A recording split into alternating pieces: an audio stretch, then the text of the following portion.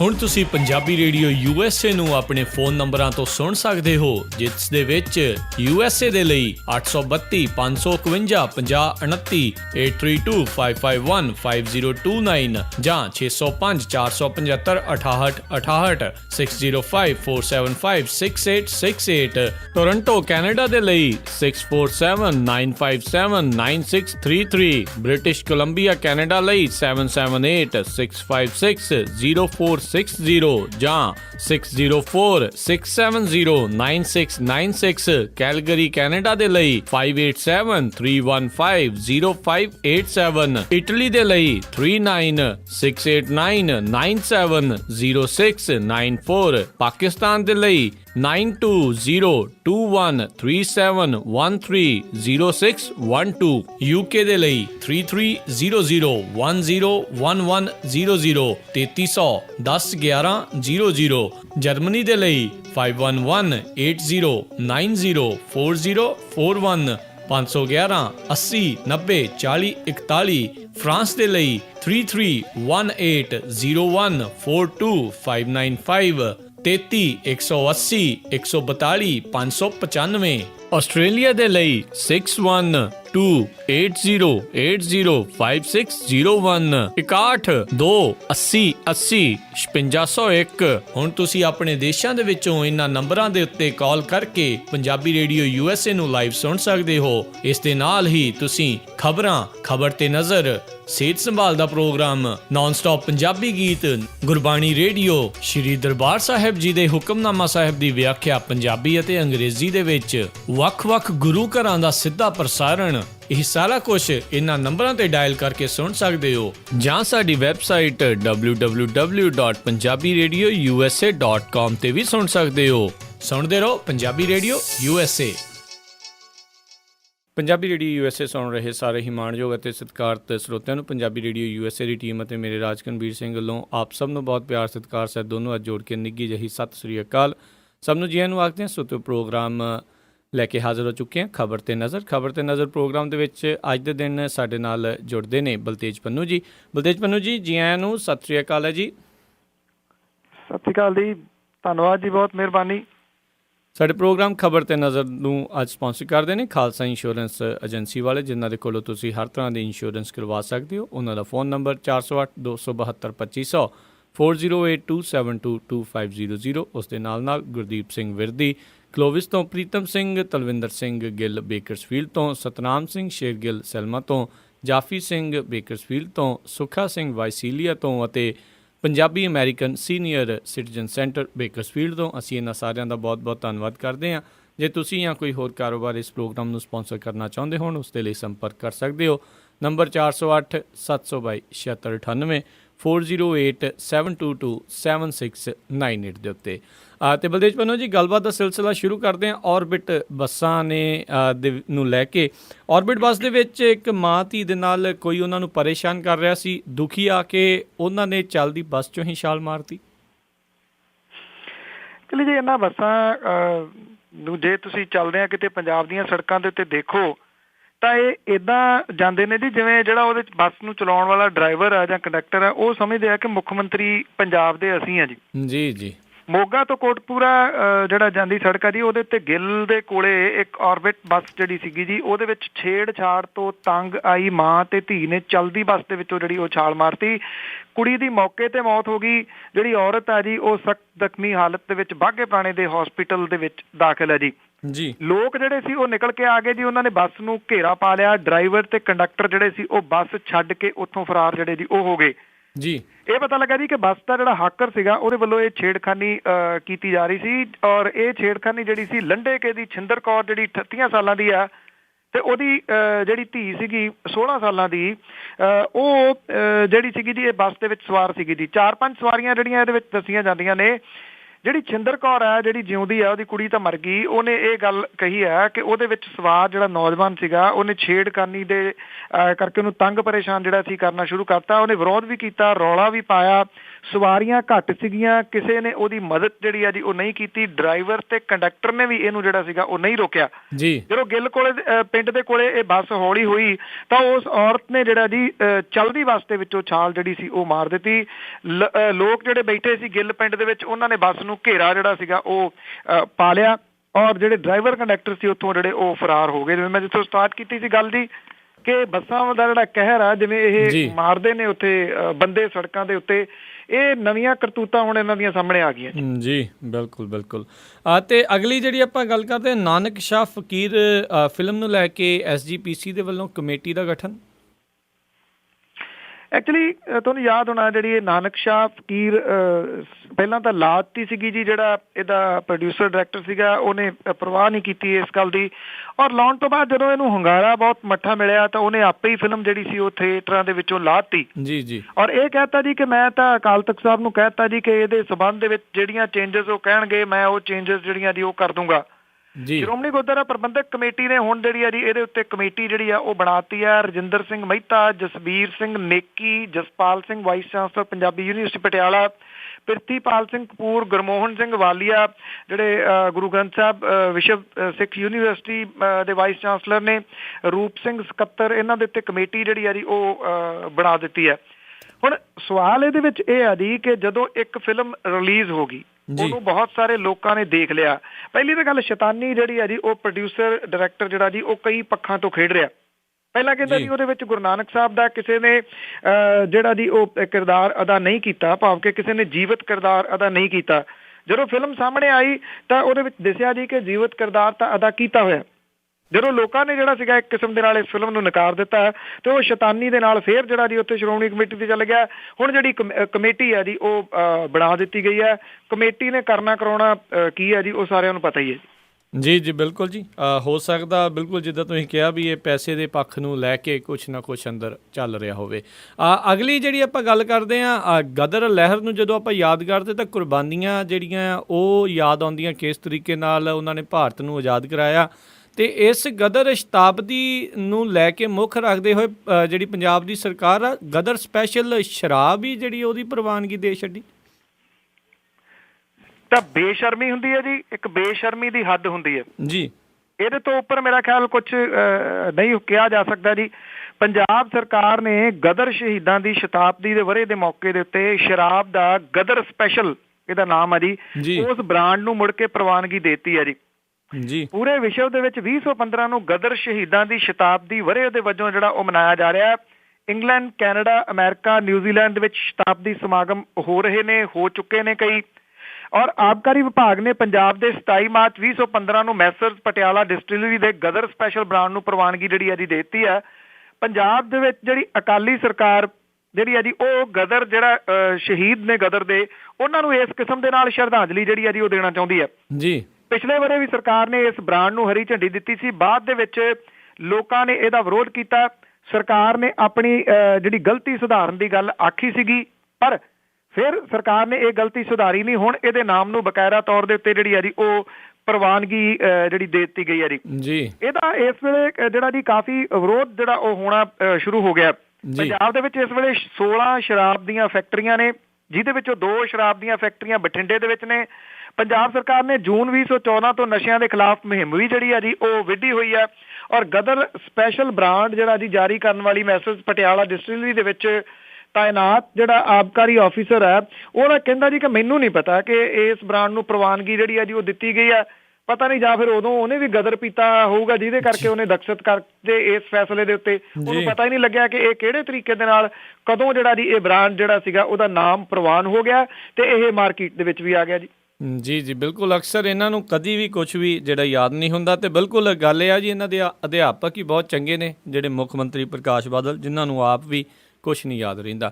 ਅਗਲੀ ਜਿਹੜੀ ਗੱਲ ਕਰਦੇ ਹਾਂ, ਹਰਸਿਮਰਤ ਬਾਦਲ ਤੇ ਰਾਹੁਲ ਗਾਂਧੀ ਜਿਹੜੇ ਲੋਕ ਸਭਾ ਦੇ ਵਿੱਚ ਮਹਿਣੋ ਮਹਿਣੀ ਹੋਏ, ਕਿਸਾਨਾਂ ਨੂੰ ਲੈ ਕੇ ਜ਼ਬਰਦਸਤ ਹੰਗਾਮਾ ਹੋਇਆ। ਐਕਚੁਅਲੀ ਪੰਜਾਬ ਦੇ ਵਿੱਚ ਜਿਹੜੇ ਕਿਸਾਨਾਂ ਦੀ ਫਸਲ ਆ ਜੀ ਉਹ ਨਿਰੰਤਰ ਰੁਲ ਰਹੀ ਹੈ ਜੀ। ਬੇਸ਼ੱਕ ਪੰਜਾਬ ਸਰਕਾਰ ਨੇ ਇਹ ਕਹਿ ਦਿੱਤਾ ਸੀਗਾ ਜੀ ਕਿ 4000 ਕਰੋੜ ਰੁਪਏ ਤੁਰੰਤ ਜਾਰੀ ਕੀਤੇ ਜਾਣ ਤੇ ਜਾਰੀ ਵੀ ਜਿਹੜੇ ਆ ਜੀ ਇਹ ਈ ਸਿਸਟਮ ਦੇ ਰਾਹੀਂ ਕੀਤੇ ਜਾਣ। ਹੁਣ ਮੁਸ਼ਕਿਲ ਇਹ ਹੈ ਕਿ ਸੈਂਟਰ ਦੀ ਸਰਕਾਰ ਜਿਹੜੀ ਹੈ ਜੀ ਉਹਦੇ ਇੰਨੇ ਸਖਤ ਕੁਝ ਆਦੇਸ਼ ਨੇ ਕਿ ਇਦਾਂ ਪੈਸੇ ਨਹੀਂ ਆਉਣੇ। ਇਹ ਪੈਸੇ ਜਿਹੜੇ ਨੇ ਜੀ ਪਹਿਲਾਂ ਆਉਣਗੇ ਸਰਕਾਰ ਨੂੰ, ਸਰਕਾਰ ਆੜ੍ਹਤੀਆਂ ਦੇ ਅਕਾਊਂਟ ਦੇ ਵਿੱਚ ਪਾਊਗੀ, ਫਿਰ ਅੱਗੋਂ ਜਿਹੜੇ ਕਿਸਾਨਾਂ ਨੂੰ ਜਾਣਗੇ ਜੀ। ਕਿਸਾਨ ਜਿਹੜੇ ਚਾਰ ਚਫੇਰੇ ਤੋਂ ਫਸੇ ਹੋਏ ਨੇ ਇਸ ਵੇਲੇ, ਪੰਜਾਬ ਦੀ ਸਰਕਾਰ ਦੇ ਕੋਲੇ ਐਡੀ ਜੁਰਤ ਨਹੀਂ ਹੈਗੀ ਕਿ ਉਹ ਕੇਂਦਰ ਦੀ ਸਰਕਾਰ ਜਿਹੜੀ ਹੈ ਜੀ ਉਹਦੇ ਇਸ ਫੈਸਲਿਆਂ ਦਾ ਕੁਝ ਵਿਰੋਧ ਕਰੇ ਤੇ ਕਿਸਾਨਾਂ ਨੂੰ ਕਿਸੇ ਪਾਸੇ ਤੋਂ ਰਾਹਤ ਜਿਹੜੀ ਹੈ ਜੀ ਉਹ ਦਵਾਵੇ ਜੀ। ਇਹਦੇ ਉੱਤੇ ਨਿਰਸੰਦੇਹ ਰਾਜਨੀਤੀ ਵੀ ਹੋ ਰਹੀ ਹੈ। ਰਾਹੁਲ ਗਾਂਧੀ ਹੋਰੀ ਜਿਹੜੇ ਉਹ ਪੰਜਾਬ ਦੇ ਵਿੱਚ ਜਾ ਕੇ ਆਏ ਨੇ, ਪ੍ਰਤਾਪ ਸਿੰਘ ਬਾਜਵਾ ਹੋਰੀ ਮੰਡੀਆਂ 'ਚ ਫਿਰਦੇ ਰਹੇ ਨੇ, ਕੈਪਟਨ ਅਮਰਿੰਦਰ ਸਿੰਘ ਹੋਰੀ ਮੰਡੀਆਂ 'ਚ ਗਏ ਨੇ, ਭਗਵੰਤ ਮਾਨ ਹੋਰੀ ਲਗਾਤਾਰ ਮੰਡੀਆਂ ਦੇ ਵਿੱਚ ਜਿਹੜੀਆਂ ਸੰਗਰੂਰ ਦੀਆਂ ਦੇ ਵਿੱਚ ਫਿਰਦੇ ਰਹੇ ਨੇ।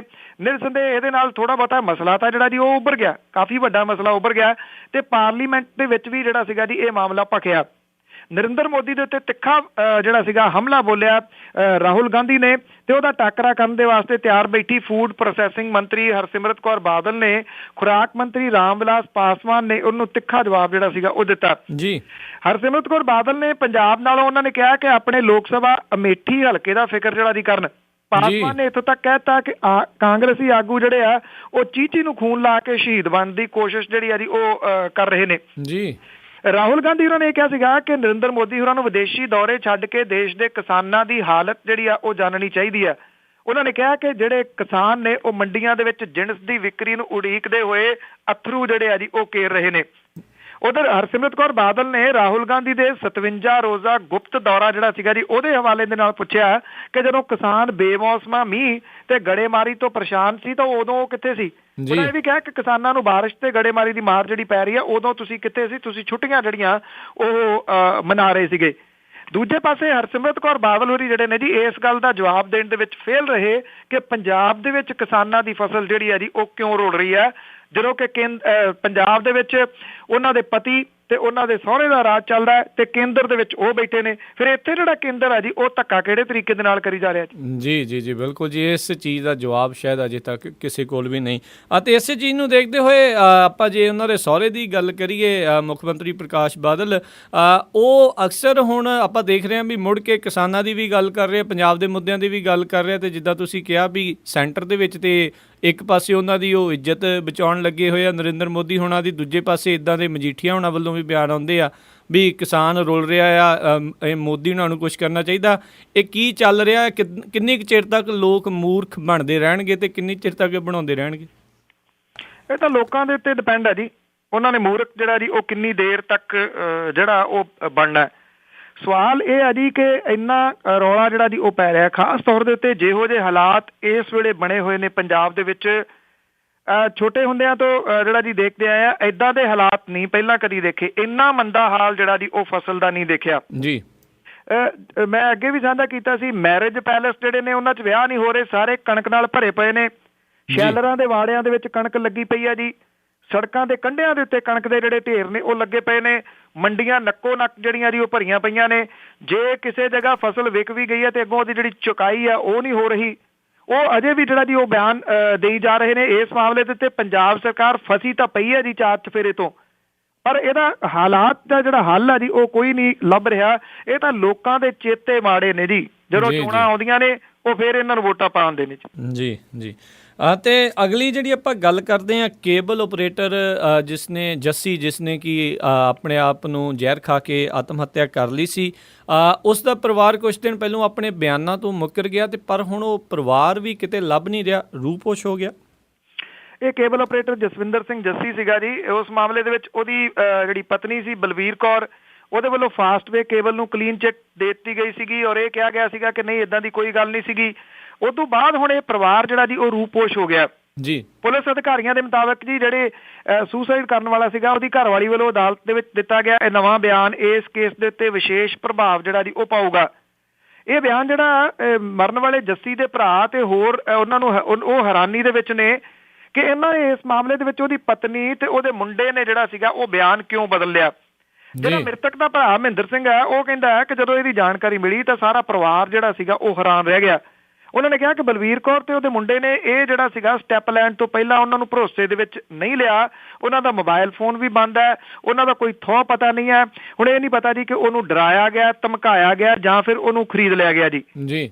ਸਭ ਨੂੰ ਪਤਾ ਜੀ ਕਿ ਜਿਹੜਾ ਇਹਦੇ ਵਿੱਚ ਅਸਲ ਦੇ ਵਿੱਚ ਜਿਹੜਾ ਮੇਨ ਕੇਬਲ ਆਪਰੇਟਰ ਹੈ ਰਾਜੂ, ਇੱਥੇ ਅੰਮ੍ਰਿਤਸਰ ਤੋਂ ਉਹਦਾ ਨਾਮ ਆਇਆ ਸੀਗਾ। ਔਰ ਇਸ ਤੋਂ ਇਲਾਵਾ ਗੁਰਦੀਪ ਸਿੰਘ ਜਿਹੜਾ ਕਿ ਇਹ ਸਾਰੀ ਕੇਬਲ ਜਿਹੜੀ ਹੈ ਜੀ ਜਿਹੜੀ ਸੱਤਾਧਾਰੀ ਧਿਰ ਦੀ ਹੈ ਉਹਨੂੰ ਜਿਹੜਾ ਸੰਭਾਲਦਾ, ਉਹਦਾ ਵੀ ਨਾਂ ਇਸ ਮਾਮਲੇ ਦੇ ਵਿੱਚ ਜਿਹੜਾ ਆ ਗਿਆ ਸੀਗਾ। ਤੇ ਹੁਣ ਜਦੋਂ ਉਹਨੂੰ ਮੁਕਰਾ ਦਿੱਤਾ ਗਿਆ, ਉਹਦੀ ਪਤਨੀ ਨੂੰ, ਉਹਦੇ ਮੁੰਡੇ ਨੂੰ, ਤੇ ਇਹਨਾਂ ਸਾਰਿਆਂ ਨੇ ਬਰੀ ਵੀ ਹੋ ਜਾਣਾ ਜੀ ਉਸ ਮਾਮਲੇ ਦੇ ਵਿੱਚ। ਹੁਣ ਜਾਂ ਤਾਂ ਉਹਨਾਂ ਨੂੰ ਇਸ ਕਰਕੇ ਪਾਸੇ ਜਿਹੜਾ ਜੀ ਉਹ ਕਰ ਦਿੱਤਾ ਗਿਆ ਕਿ ਜਿਹੜਾ ਜੀ ਮੀਡੀਆ ਤੋਂ ਉਹ ਪਾਸੇ ਹੋ ਜਾਣ, ਪਤਾ ਨਾ ਲੱਗੇ ਕਿਸੇ ਨੂੰ ਕੀ ਕੁਝ ਜਿਹੜਾ ਜੀ ਹੋ ਰਿਹਾ, ਜਾਂ ਫਿਰ ਇਹ ਆ ਜੀ ਕਿ ਉਹ ਖੁਦ ਹੀ ਕਿਤੇ ਆਸੇ ਪਾਸੇ ਜਿਹੜਾ ਜੀ ਉਹ ਹੋ ਗਏ ਨੇ। ਪਹਿਲੇ ਚਾਂਸ ਜਿਹੜੇ ਉਹ ਜ਼ਿਆਦਾ ਲੱਗਦੇ ਆ ਕਿ ਕੁਝ ਸਮਾਂ ਜਿਹੜਾ ਜੀ ਆਸੇ ਪਾਸੇ ਹੋ ਜਾਓ, ਉਦੋਂ ਬਾਅਦ ਲੋਕੀ ਭੁੱਲ ਭੁਲਾ ਜਾਣਗੇ ਜੀ। ਜੀ ਜੀ ਤੇ ਅਗਲੀ ਜੇ ਆਪਾਂ ਗੱਲ ਕਰੀਏ ਪੰਜਾਬ ਸਰਕਾਰ ਦੀ ਨਸ਼ਾ ਛਡਾਊ ਮੁਹਿੰਮ ਆਖਰੀ ਸਾਹਾਂ ਤੇ, ਜਿਹੜੇ ਮਨੋਰੋਗਾਂ ਦੇ ਡਾਕਟਰ ਨੇ ਨਾ ਜੀ, ਉਹਨਾਂ ਦੇ ਨੌਕਰੀ ਛੱਡ ਜਾਣ ਕਰਕੇ 7 ਸਰਕਾਰੀ ਨਸ਼ਾ ਛਡਾਊ ਕੇਂਦਰ ਬੰਦ ਹੋ ਗਏ ਨੇ ਜੀ। ਪੰਜਾਬ ਸਰਕਾਰ ਦੀ ਨਸ਼ਾ ਛਡਾਊ ਮੁਹਿੰਮ ਆਖਰੀ ਸਾਹਾਂ ਦੇ ਉੱਤੇ ਹੈ ਜੀ। ਬਾਕੀ ਦੇ 20 ਨਸ਼ਾ ਛਡਾਊ ਸੈਂਟਰ ਜਿਹੜੇ ਨੇ ਜੀ ਉਹ ਕੇਂਦਰ ਸਟਾਫ ਦੀ ਘਾਟ ਦੇ ਨਾਲ ਜੂਝ ਰਹੇ ਨੇ। ਮਰੀਜ਼ਾਂ ਨੂੰ ਦਿੱਤੀ ਜਾਣ ਵਾਲੀ ਦਵਾਈ ਦੀ ਸਪਲਾਈ ਨਹੀਂ ਹੈਗੀ ਜੀ। ਨਸ਼ਾ ਛਡਾਊ ਸੈਂਟਰਾਂ ਦੇ ਵਿੱਚ 450 ਦੇ ਕਰੀਬ ਮਰੀਜ਼ ਦਾਖਲ ਕੀਤੇ ਗਏ ਨੇ। 5 ਜਿਹੜੇ ਡਾਕਟਰ ਨੌਕਰੀ ਛੱਡ ਗਏ ਨੇ। 2 ਮੈਡੀਕਲ ਖੋਜ ਤੇ ਸਿੱਖਿਆ ਵਿਭਾਗ ਜਿਹੜਾ ਜੀ ਉਹ ਚਲੇ ਗਏ ਨੇ। ਬਠਿੰਡੇ ਦਾ ਸਿਵਲ ਹਸਪਤਾਲ ਦਾ ਚੱਲ ਰਿਹਾ ਨਸ਼ਾ ਛਡਾਊ ਸੈਂਟਰ ਬੰਦ ਹੋ ਗਿਆ। ਇੱਥੇ ਜਿਹੜਾ ਡਾਕਟਰ ਸੀਗਾ ਜੀ ਉਹਨੇ ਸਰਕਾਰੀ ਨੌਕਰੀ ਨੂੰ ਗੁੱਡ ਬਾਏ ਕਹਿਤੀ ਹੈ ਜੀ। ਔਰ ਸਬ ਡਿਵੀਜ਼ਨਲ ਹਸਪੀਟਲ ਫਤਿਹਗੜ੍ਹ ਸਾਹਿਬ ਦੇ ਵਿੱਚ ਚੱਲ ਰਿਹਾ ਨਸ਼ਾ ਛਡਾਊ ਸੈਂਟਰ ਦੇ ਵਿੱਚ ਕੰਮ ਕਰਦੇ ਜਿਹੜੇ ਡਾਕਟਰ ਸੀਗੇ ਉਹਨਾਂ ਨੇ ਅਸਤੀਫਾ ਜਿਹੜਾ ਜੀ ਉਹ ਦੇ ਦਿੱਤਾ। ਬਾਕੀ ਡਿਸਟ੍ਰਿਕਟ ਦੇ ਵਿੱਚ ਵੀ ਇਹ ਸਾਰਾ ਕੁਝ ਹੀ ਜਿਹੜਾ ਹੋਇਆ ਜੀ। ਨਸ਼ਾ ਛਡਾਊ ਸੈਂਟਰਾਂ ਦੇ ਵਿੱਚ ਇਲਾਜ ਕਰਾਉਣ ਵਾਲੇ ਜਿਹੜੇ ਮਰੀਜ਼ ਨੇ ਉਹਨਾਂ ਦੀ ਗਿਣਤੀ ਨਾ ਮਾਤਰ ਰਹਿ ਗਈ ਜਦੋਂ ਇਲਾਜ ਹੀ ਨਹੀਂ ਹੋ ਰਿਹਾ।